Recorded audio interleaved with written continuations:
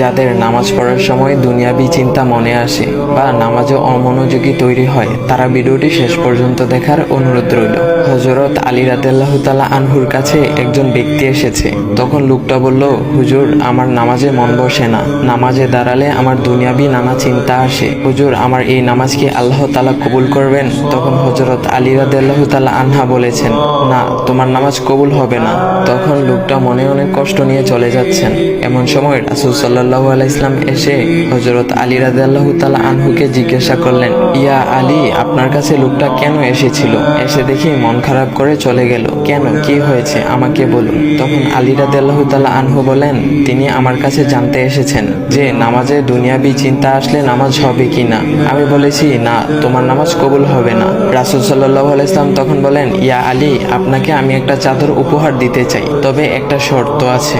আলী রাদিয়াল্লাহু তাআলা আনহু খুশি হয়ে বলেন, ইয়া রাসূলুল্লাহ, কি শর্ত তা বলুন, আমি আপনার সকল শর্ত মেনে নিব। বুঝতেই তো পারছেন রাসূল সাল্লাল্লাহু আলাইহি ওয়াসাল্লামের চাদর বলে কথা। তখন রাসূল সাল্লাল্লাহু আলাইহি ওয়াসাল্লাম বললেন, ইয়া আলী, আপনি যদি এই মুহূর্তে 2 রাকাত নামাজ একনিষ্ঠভাবে পড়তে পারেন দুনিয়াবি সকল চিন্তা দূর করে, তাহলে আমি আপনাকে সেই চাদরটি উপহার দেব।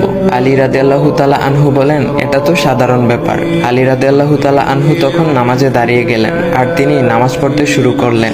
এমন সময় তার মনের মধ্যে শুধু ভাবনা চিন্তা আসতে শুরু করলো, আচ্ছা, আমাকে যে রাসূল সাল্লাল্লাহু আলাইহি ওয়াসাল্লাম যে চাদরটা দিবেন, সেটা কি ফাতিমার চাদর নাকি রাসূল সাল্লাল্লাহু আলাইহি ওয়াসাল্লামের? আচ্ছা, চাদরখানা দেখতে কেমন হবে? এই বিভিন্ন বিষয় নিয়ে ভাবতে লাগলেন। তিনি ভুলেই গেছেন যে দুনিয়াবি চিন্তা নামাজে আনতে রাসূল সাল্লাল্লাহু আলাইহি ওয়াসাল্লাম নিষেধ করেছেন। এর মধ্যে আলী রাদিয়াল্লাহু তাআলা আনহুর নামাজ পড়া শেষ। আলী রাদিয়াল্লাহু তাআলা নামাজ শেষ করে রাসূল সাল্লাল্লাহু আলাইহি ওয়াসাল্লামকে বলতেছেন, ইয়া রাসূলুল্লাহ, আমি আপনার শর্ত মেনেছি, এখন আমাকে চাদরখানা উপহার দেন।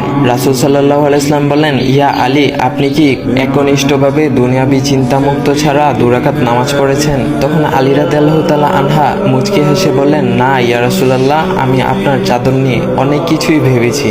তখন রাসূল সাল্লাল্লাহু আলাইহি ওয়াসাল্লাম বলেন, ইয়া আলী, নামাজ তোমারও হয়েছে, আর তুমি যাকে নামাজ হবে না বলে ফতোয়া দিয়েছো, তার নামাজও আল্লাহ তাআলা কবুল করে নিয়েছেন।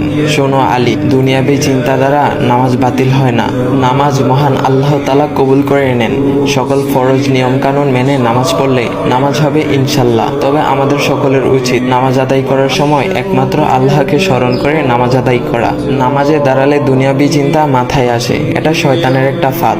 আল্লাহ তাআলা আমাদের সকলকে শয়তানের কুমন্ত্রণা থেকে হেফাজত রাখুক এবং সঠিকভাবে মনোযোগের সাথে নামাজ আদায় করার মতো তৌফিক দান করুক। সবাই বলি আমিন। চাইলে ভিডিওটা আপনি অন্যদের কাছে শেয়ার করতে পারেন, এতে অন্যদের ভুল ভ্রান্তিগুলো দূর হবে।